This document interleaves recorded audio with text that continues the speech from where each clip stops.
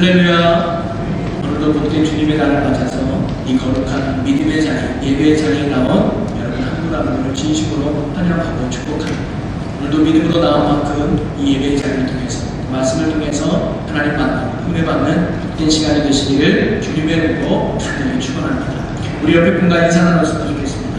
오늘도 하나님의 당신과 함께 하십니다.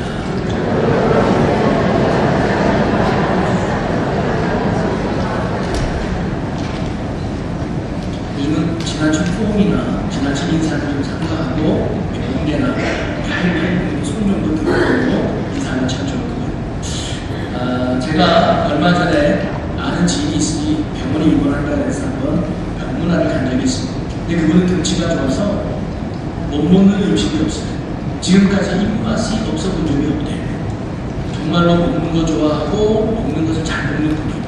그런데 병원에 입원해서 아파 보니까 이분이 그래요. 입맛이 없으시대요.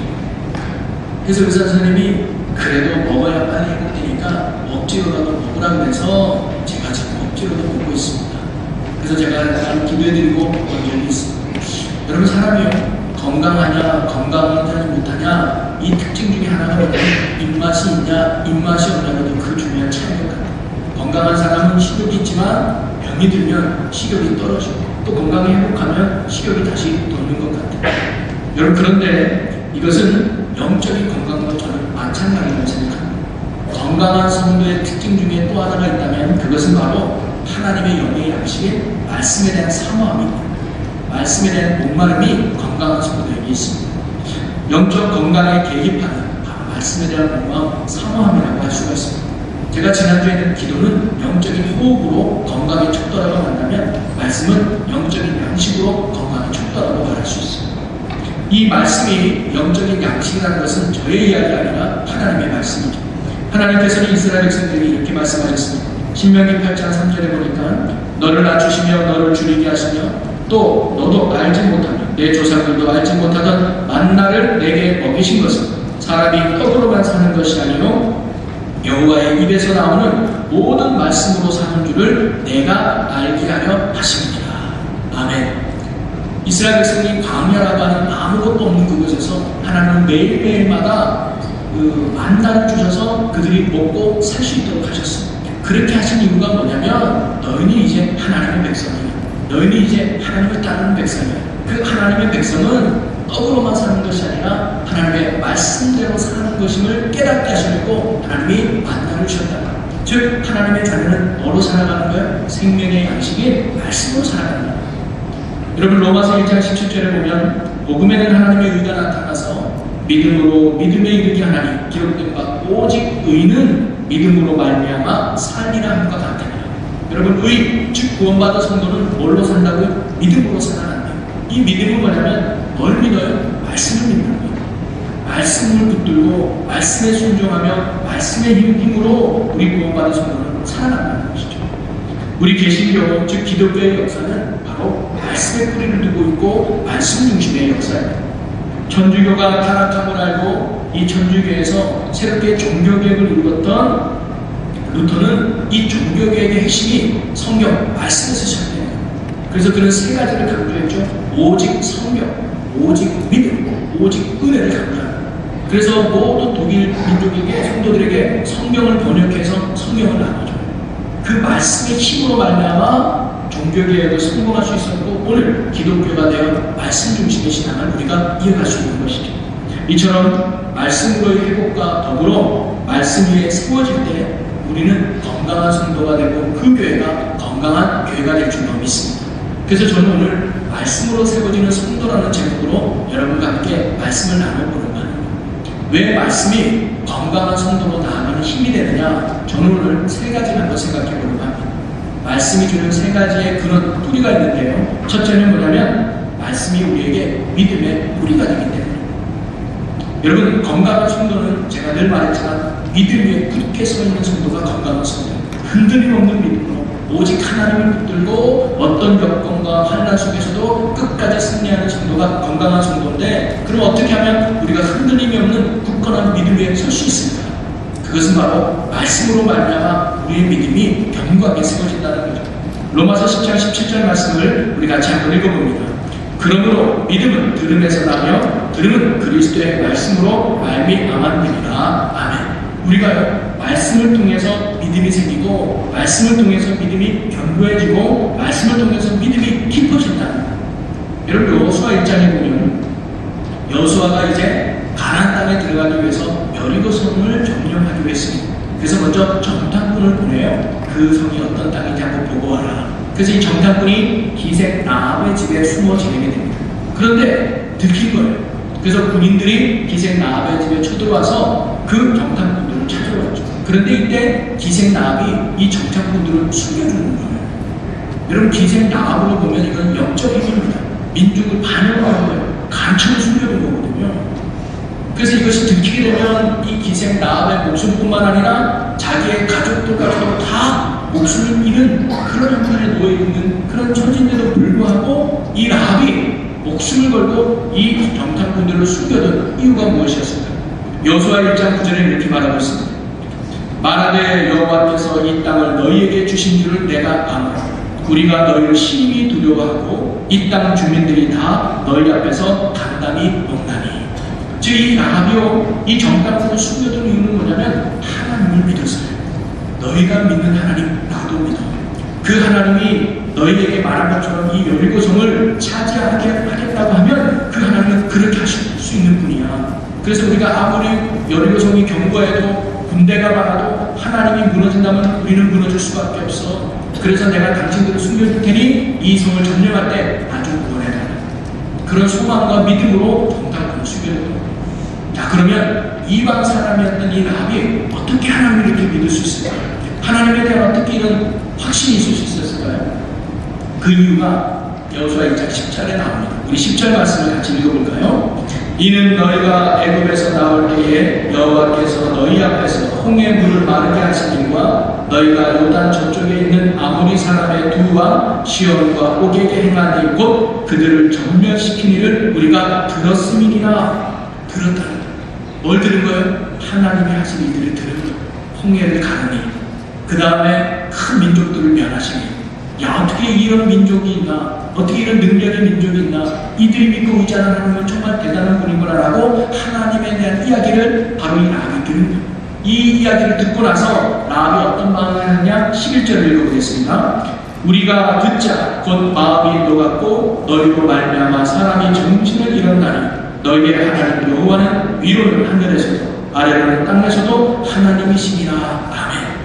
이런 하나님의 이야기를 듣고 뭐예요? 마음이 녹았다는 것을, 그리고 정신이 잃었다는 것을, 그 하나님이 진짜 하나님이구나. 하늘에도 그와 같은 건 없고 땅에서도 그와 같은 건 없구나 하면서 하나님에 대한 확실한 믿음이 바로 이 라합에게 생겼던 것이죠. 그래서 그 하나님이라면 말씀하신 대로 될 거예요. 이 여리고성을 무너진다면 그것처럼 여리고성은 무너질 거야 라는 믿음과 확신이 라합에게 생겼던 것입니다. 바로 이 라합이 하나님을 향한 믿음이 생겼던 이유는 하나님에 대한 이야기, 그분에 대한 말씀을 들었기 때문에 말씀이 그로 하여금 믿음을 생기게 했던 것입니다. 또 마태복음 9장에 보면 예수님이 길을 걸어갈 때 두 맹인이 예수님을 따라옵니다. 따라오면서 큰 소리로 외치는 것입니다. 다윗의 자손 예수여 나를 불쌍히 여겨주소서 라고 외쳐. 그 사람은 예수님을 한 번도 본 적이 없었을 거예요. 그런데 어떻게 그분이 다윗의 자손 메시아라는 걸 알 수 있었을까요? 그리고는 예수님이 집에 머물렀을 때 그 두 맹인이 앞에만 무릎을 꿇을 때 예수님이 이렇게 묻습니다. 내가 능히 이 일을 할 줄을 믿느냐? 내가 내 눈을 뜨게 할 줄 믿느냐? 그랬더니 이 두 사람은 조금의 망설임도 없이 주여 그렇습니다. 저는 믿습니다 라고 고백을 해요. 여러분 어떻게 아무것도 볼 수 없고 아무것도 보이지도 않는 이 사람들이 예수님에 대해서 이런 확실한 믿음을 가질 수 있었어요? 그분이 메시아라는 확신, 그리고 그분이 내 눈을 뜨게 해주시다는 확신, 어떻게 이 믿음이 생겼을까요? 그 해답이 바로 그 전절인 26절에 나옵니다. 우리 마태복음 9장 26절을 같이 한번 읽어봅니다. 그 소문이 온 땅에 퍼지니라. 안 나오네요? 나왔어요. 다시 한번 읽어봅니다. 시작. 그 소문이 온 땅에 퍼지더라. 이 말씀이 기록된 그 다음 27절부터 맹인의 이야기가 나옵니다. 즉, 이 두 맹인은 뭘 들은 거예요? 소문을 들은 거예요. 근데 이 소문이 어떤 소문이냐? 9장에 나오는 사건 두 가지. 그게 뭐냐? 해당장 야이로의 딸이 죽었다가 살아나는 사건이 있어요. 그 다음에 12년 동안 혈류증하는 여인이 예수님의 꽃자락만 만졌을 때 능력이 빠져나가서 그 병이 고침받았던 사건의 이야기가 9장 전후만에 나옵니다. 그 소문을 누가 들은 거예요? 이 맹인들이 들으면서 뭐가 생겼을까요? 믿음이 생겼어요. 그분이 정말 다윗의 자손, 하나님의 아들.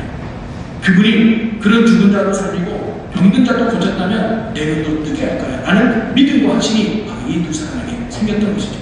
그래서 누가 뭐라든 예수님 앞에 당당하게 나아갔던 것입니다. 여러분, 설교가 다른 게 아닙니다. 설교가 하나님의 이야기하고 예수님의 이야기하는 거죠.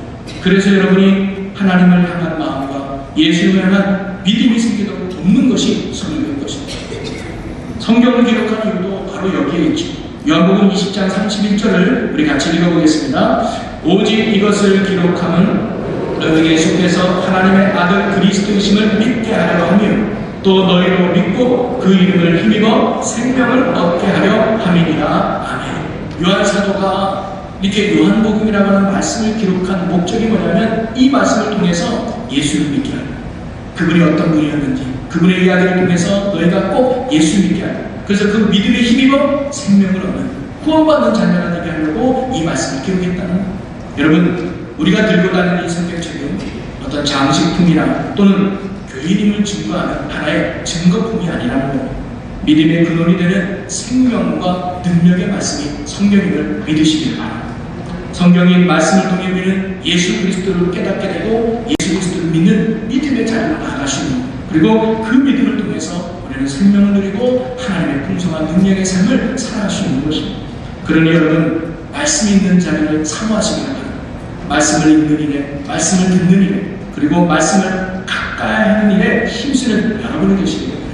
그러면 그 말씀이 여러분을 믿음 있는 성도로 세워줄 것이고 강한 믿음으로 만들어 줄 줄로 믿습니다. 두 번째로 말씀이 우리의 영적인 건강이 되는 이유는 뭐냐면 말씀은 변화와 소망의 뿌리가 되기 때문입니다. 오늘 시편 119편 25절에는 이런 말씀이 기록되어 있습니다. 내 영혼이 진토에 붙어 싸우니 주의 말씀대로 나를 살아나게 하소서. 내 영혼이 지금 사망의 구덩이에 있었지만 말씀을 통해서 뭐예요? 내가 살아난다. 그 말씀이 나를 소성케 한다는 거죠. 그러면서 49절에는 또 이렇게 말씀합니다. 주의 종에게 하신 말씀을 기억하소서. 주께서 내게 소망을 가지게 하셨나이다. 절망 가운데 있는 사람이 말씀으로 소망이 생깁니다. 슬픔 가운데 있는 사람이 말씀으로 기쁨을 회복합니다. 이 말씀이 나를 변화시키고 이 말씀이 나를 소망으로 이겨나가게 한다. 여러분, 존 웨슬리 목사님이 하루는 이웃 마을에 집회를 가려고 말을 타고 가고 있었어요. 그런데 산속에서 한 강도를 만나게 돼요. 너네나 칼을 내밀고 하는 거죠. 그런데 웨슬리 목사님이 가지고 있는 것이라고는 아무것도 없고 성경책 한 권뿐이었습니다. 그는 늘 성경책만 가지고 다녔어요. 그래서 존 웨슬리 별명이 책 한 권의 사람이었어요. 그는 늘 성경책만 가지고 다녔어요. 그래서 강도가 야 이거 오늘 허탄이네 할 때 존 웨슬리 목사님이 강도가 체면이 있지 이거라도 가져가야지 말이지 하면서 성경책을 그 사람에게 줍니다. 그랬더니 강도도 맞아 뭐라 하나 가져가야지 하고 성경책 하나를 가지고 돌아갑니다. 그리고 집회가 끝났어요. 그리고 한 2개월이 지나고 그 이웃 마을에 다시 한번 집회를 하기로 왔는데 예배를 다 마치고 나서 한 사람이 웨슬리 목사님을 찾아옵니다. 선생님, 혹시 저를 기억하십니까? 누구신지 잘 모르겠는데요. 혹시 2개월 전에 어디 가다가 강도를 만난 적이 있지 않습니까? 네, 그렇죠. 제가 그 강도입니다. 그때 선생님이 제게 성경책 한 권을 주지 않았습니다. 그때 성경책인지도 몰랐고. 근데 밤에 잠을 자야 되는데 도저히 잠이 오지 않아서 도대체 이 사람이 이 책이 어떤 책인데 이 책 한 권만 가지고 다녔을까 궁금해서 제가 그 책을 읽어보았습니다. 처음에는 너무 말도 되는 것 같지도 않고 절대 이해가 되지 않았죠. 그런데 어느 순간 말씀을 읽다 보니까 하나님이 믿어지기 시작했습니다. 그리고 내가 얼마나 죄인인가를 발견하게 됐습니다. 그래서 제가 지나가는 삶의 모든 것들을 청산하고 나도 제대로 하나님을 믿고 싶어서 마침 선생님이 이곳에 다시 온다는 얘기를 듣고 제가 선생님을 만나러 왔습니다. 그래서 그에게 참된 복음을 증거하고 새로운 인생을 사는 계기가 되었다. 여러분, 말씀은 한 영혼을 변화시키는 능력이 되는 줄로 믿으시기 바랍니다. 지금도요, 많은 감옥의 죄수들이 말씀을 통해서 새롭게 변화되고 있죠.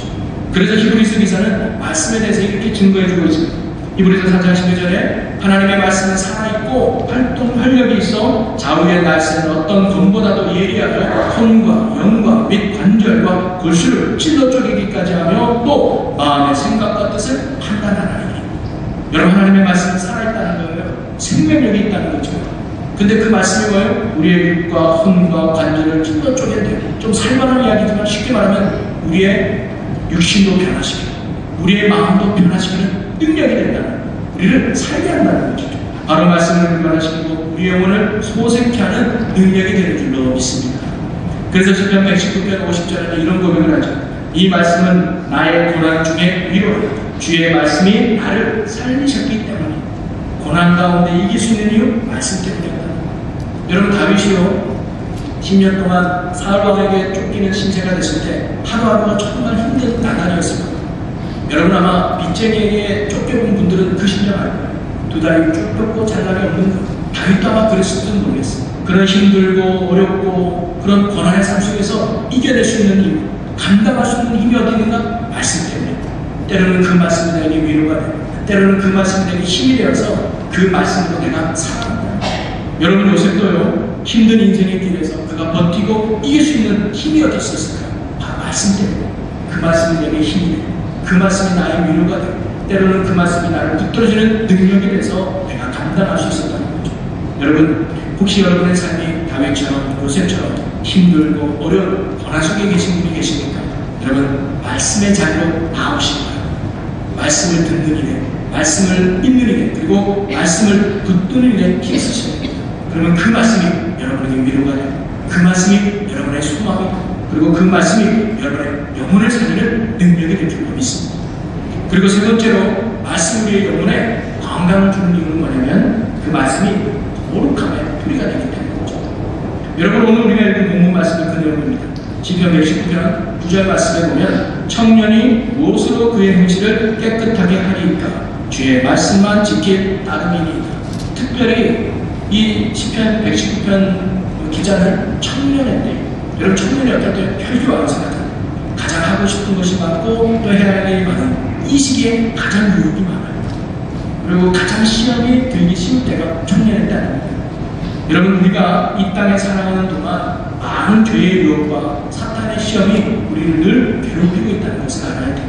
베드로전서 5장 8장에 보니까 근신하라 깨어라 너희 대적마귀가 우는 사자같이 돌아다니며 삼킬 자를 찾나니. 지금도 마귀는 우리를 뭐예요? 믿음의 자리에서 벗어나게 하는, 죄짓게 하려고 지금도 눈을 시커멓게 뜨고 우리를 유혹한다는 거죠. 그래서 연약한 우리들은 이런 죄의 유혹을 이기지 못해 때로 넘어지기도 하고 또 영혼에 상처를 입기도 하죠. 이러한 사단의 유혹은 다윗에게도 있었고 요셉에게도 있었고 사도 바울에게도 있었어요. 우리에게도 마찬가지로 사단이 지금도 유혹한다는 거예요.